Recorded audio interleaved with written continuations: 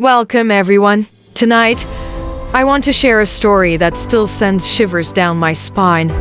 A tale born from a night I won't soon forget. It was a dare, really. A foolish, youthful dare to spend a night in the old Blackwood Manor. A place whispered about in hushed tones. A place everyone agreed was best left undisturbed. The moon was a sliver, barely piercing the oppressive darkness as I pushed open the creaking front door. The air inside was thick, stagnant, carrying the scent of dust and decay. Silence, absolute and profound, pressed in on me, a heavy blanket that seemed to absorb every breath I took.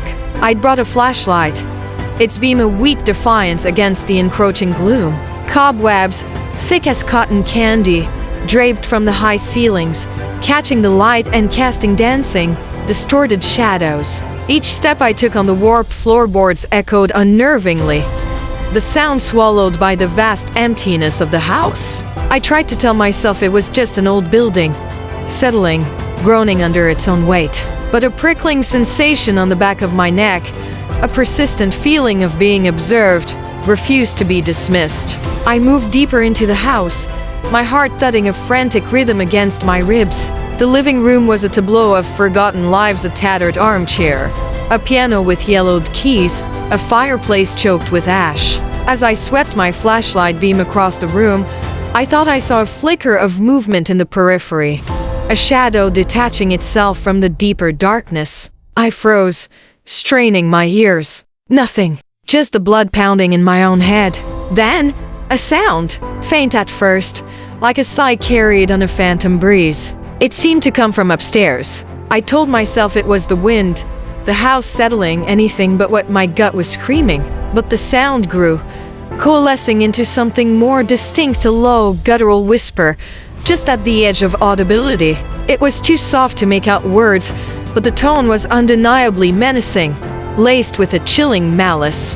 My hand trembled as I pointed the flashlight towards the grand staircase. The whispers seemed to beckon me, drawing me in. Against my better judgment, I began to ascend, each step a conscious effort to push back the rising tide of fear.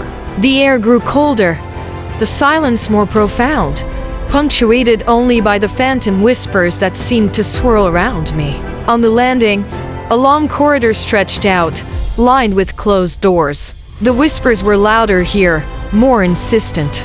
I could feel them, a tangible presence pressing in. Then, I heard a distinct, slow creak of a floorboard from one of the rooms ahead. It wasn't the settling of the house, it was the sound of someone or something moving. My breath hitched. I edged closer to the door from which the sound had come, my flashlight beam shaking. I could feel a cold dread seeping into my bones. I reached for the doorknob, my fingers brushing against the icy metal. Just as I was about to turn it, a voice, clear and sharp, echoed from behind me. "Don't go in there." I spun around, my flashlight beam cutting through the darkness. Standing at the top of the stairs, bathed in the faint moonlight filtering through a grimy window, was me. My own reflection, but with eyes that held an ancient, terrifying knowledge, and a smile that was anything but mine. The whispers ceased. The silence returned, heavier than before, and I understood. The house wasn't haunted by something from the past. It was haunted by the future. Thank you for listening. I hope the story didn't keep you up too late. If you enjoyed it, please consider following for more tales that explore the darker corners of our imagination.